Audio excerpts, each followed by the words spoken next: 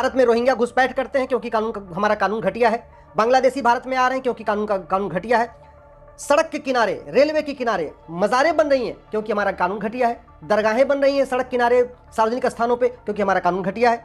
भारत में माओवाद आज तक नहीं खत्म हुआ क्योंकि हमारा कानून घटिया है, उनकी फंडिंग नहीं बंद हुई। नक्सलवाद आज तक खत्म नहीं हुआ क्योंकि भ्रष्टाचार, जो उनको फंडिंग आती है काला धन हवाला से, उसके खिलाफ हमारे पास कठोर कानून नहीं है। पत्थरबाजी आज भी कहीं कहीं होती रहती है, मूल कारण है पत्थरबाजों को आज तक कठोर दंड नहीं मिला। जासूसी ये चलती रहती है भारत में, आए दिन जासूसी के लोग करते रहते हैं पैसे के खातिर। मूल कारण क्या है? उनकी जो फंडिंग हो रही है वो बंद हुई नहीं और उनको कानून का खौफ नहीं है। तो चाहे आप किसी भी तरीके की समस्या देखिए, जमाखोरी चल रही है, कानून घटिया है। मिलावटखोरी चल रही है, कानून घटिया चल रहे हैं। नशा तस्करी हो रही, उसका मूल कारण है घटिया कानून। मानव तस्करी हो रही, उसका मूल कारण है घटिया कानून। अवैध निर्माण हो रहा है, मूल कारण घटिया कानून। किडनैपिंग, अपहरण आज भी हो रहा है, मूल कारण घटिया कानून। अवैध जो असलहे होते हैं उनकी फैक्ट्रियां आज भी बन रही हैं, मूल कारण घटिया कानून। बालू खनन हो रहा है, खनन माफिया अपना काम कर रहे हैं, मूल कारण है घटिया कानून। इसी तरीके से देश विरोधी पत्रकारों को फंडिंग आ रही है, देश विरोधी अदाकारों को फंडिंग आ रही है, देश विरोधी पार्टियों को विदेशों से फंडिंग आ रही है, देश विरोधी पार्टियों को, संगठनों को फंडिंग आ रही है, देश विरोधी एनजीओ को फंडिंग आ रही है, मूल कारण है घटिया कानून। तो चाहे आदमी की सेहत खराब हो रही है, समाज की सेहत खराब हो रही है, देश की सेहत खराब हो रही है, और उसका मूल कारण है घटिया कानून। अश्लीलता फैलाई जा रही है वेब सीरीज के माध्यम से, फिल्मों के माध्यम से, गानों के माध्यम से। क्यों? क्योंकि मूल कारण है घटिया कानून। आप भी, आपकी भारत में झुग्गी बनाने के लिए अवैध फंडिंग हो रही है, एयरपोर्ट के किनारे कब्जा हो रहा है, हाईवे के किनारे कब्जा हो रहा है, बंदरगाहों के किनारे अवैध झुग्गियां बन रही है, जंगलों पे कब्जा हो रहा है, पहाड़ों पे कब्जा हो रहा है, मूल कारण है घटिया कानून। लव जिहाद हो रहा है, लैंड जिहाद हो रहा है, मजार जिहाद हो रहा है, ओट जिहाद हो रहा है, मूल कारण है क्या है? इसका घटिया कानून। मदरसे बहुत तेजी के साथ फैलते जा रहे हैं, मिशनरी स्कूल फैलते चले जा रहे हैं, इसी साथ साथ मिशनरी भी धर्मांतरण करा रहे हैं और जिहादी भी धर्मांतरण करा रहे हैं। मूल कारण क्या है? घटिया कानून। और कानून बदलने की लागत क्या आती है? जीरो, एक पैसा नहीं आता। लेकिन सुबह से लेकर शाम तक ये नेता, अभिनेता, लेखक, बुद्धिजीवी, पत्रकार, कलमकार जो ज्ञान बांटते रहते हैं सोशल मीडिया में भी, फेसबुक पे भी, ट्विटर पे भी, जो दुनिया भर का ज्ञान बांटते रहते हैं, आज तक ये कानून बदलने की बात नहीं करते। आप कल्पना करिए, गांव देहात का आदमी, वो किसान, वो मजदूर जो इन घटिया 53 दवाइयों के खाने से बीमार हुआ है, उसकी शरीर कौन ठीक कराएगा? उसकी बीमारी कोई कौन ठीक कराएगा? जो मजदूर पर डे ड्यूटी कर रहा था, उसका परिवार चल रहा था, वो घटिया दवा खा के बीमार हो गया, उसका परिवार के पालन पोषण कौन करेगा? जो किसान अपनी खेती कर रहा था, वो घटिया दवा खाने से और बीमार हो गया, उसकी खेती कौन करेगा? मैं बार बार कह रहा हूं, भारत में कोई भी समस्या ऐसी नहीं है जो लाइलाज है। भारत में ऐसी कोई भी समस्या नहीं है जो पूरी दुनिया में है। ये कलयुग केवल भारत में ही है, पूरी दुनिया में कलयुग नहीं है। न्यूजीलैंड में कलयुग नहीं है, सिंगापुर में कलयुग नहीं है, जापान में कलयुग नहीं है, इवन रूस में कलयुग नहीं है, अमेरिका में कलयुग नहीं है, चीन में कलयुग नहीं है। कलयुग का मतलब यही ना कि भ्रष्टाचार अपराध। तो जितना भ्रष्टाचार अपराध भारत में है, इतना तो बाकी देशों में नहीं है। और हम कहते हैं भारत में कलयुग आ गया है। कलयुग नहीं आया है, भारत का कानून घटिया है, भारत की पुलिस व्यवस्था घटिया है, भारत की न्यायिक व्यवस्था घटिया है, भारत की प्रशासनिक व्यवस्था घटिया है, भारत की व्यापार व्यवस्था घटिया है, भारत की कर व्यवस्था घटिया है। हमने अभी इनको बदला ही नहीं, इलेक्शन रिफॉर्म करते नहीं है, इसलिए गुंडे, मवाली, अंगूठा टेक, अनपढ़, गंवार, अनाड़ी, माफिया वो पार्षद बन रहे हैं, प्रधान बन रहे हैं, सांसद बन रहे हैं, विधायक बन रहे हैं। हमने सबके लिए ऑल इंडिया लेवल पे टेस्ट कर दिया।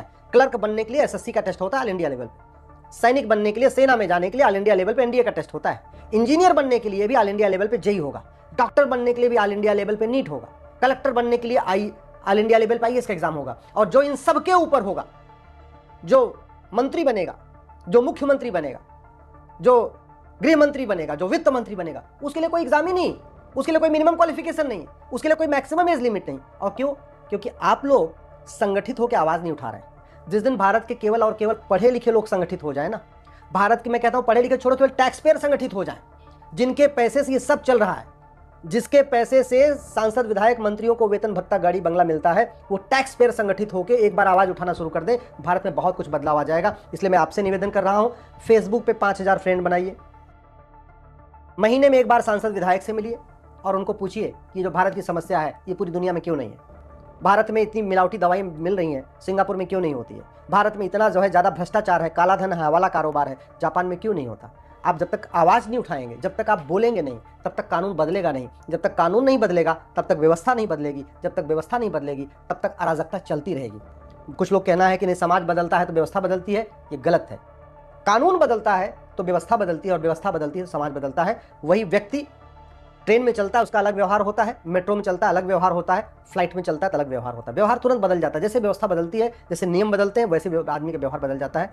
भारत की कोई भी समस्या लाइलाज नहीं है। मैं आप लोगों से निवेदन कर रहा हूँ, जितनी समस्याएं भारत में हैं, इनमें आप एक बार 5 बार वाई लगा के देख लीजिए, फिर आपको समझ में आ जाएगा मूल कारण है घटिया कानून। गरीबी, भुखमरी, कुपोषण, प्रदूषण, ये सब जितनी समस्याएं हैं, सबका कुछ न कुछ, भाई 50% समस्याओं का मूल कारण तो जनसंख्या विस्फोट है। अगर हम एक कठोर जनसंख्या नियंत्रण कानून बना दें, भैया जो हम दो हमारे दो नहीं मानेगा उसकी नागरिकता खत्म कर देंगे, देखिए कल से लोग मान लेंगे, और मान लेंगे अगले 10 से 15 साल में कुपोषण भी कम हो जाएगा, प्रदूषण भी कम हो जाएगा, बेरोजगारी भी कम हो जाएगी, बाकी और समस्या भी कम हो जाएगी।